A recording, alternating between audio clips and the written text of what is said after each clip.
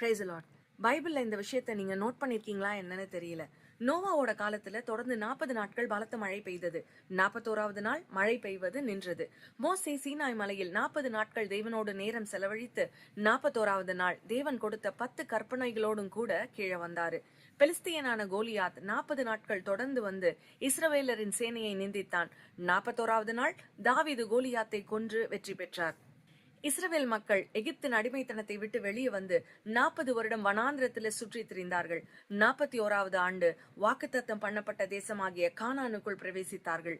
மோசே எகிப்தியன் ஒருவனை கொன்றுட்டு 40 வருடம் மீதியான் தேசத்துல போய் மறைந்து வாழ்ந்திருந்தார். 41வது ஆண்டு தேவன் இஸ்ரவேலரை அடிமைத்தனத்திலிருந்து விடுவித்து கூட்டி வரும் மிகப்பெரிய தேவ திட்டத்திற்காக மோசையை அழைத்தார். இயேசு கிறிஸ்து 40 நாட்கள் உபவாசம் இருந்து பிசாசினாலே சோதிக்கப்பட்டார்.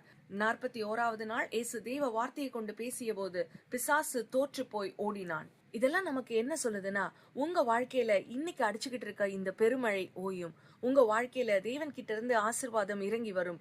உங்க வாழ்க்கையில கோலியாத் போன்ற பெரிய பிரச்சனைகள் நிர்மூலமாகும். உங்களுக்கு வெற்றி உண்டாகும். வாக்குத்தத்தம் பண்ணப்பட்ட தேசத்திற்குள் நீங்கள் பிரவேசிப்பீர்கள். உங்கள் கானானை நீங்கள் சுதந்திரிப்பீர்கள். தேவனுடைய ஊழியத்தை வல்லமையாய் செய்வீர்கள். உங்கள் தலை உயர்த்தப்படும். தேவன் உங்களுக்கு நன்மை செய்வார்.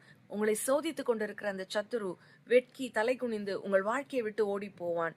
இதெல்லாம் எப்ப நடக்கும்? நீங்கள் சோர்ந்து போகாமல் விசுவாசத்தோடு கூட உங்கள் 40 நாட்களை கடந்து தைரியமாய் வைராக்கியமாய் தேவனுக்காக நின்றிருந்தால் உங்களுடைய 41வது நாள் சீக்கிரம் வருகிறது. விசுவாசத்தோடு எதிர்பாருங்கள். ஆசீர்வாதத்திற்குள் பிரவேசியுங்கள். ஆமென்.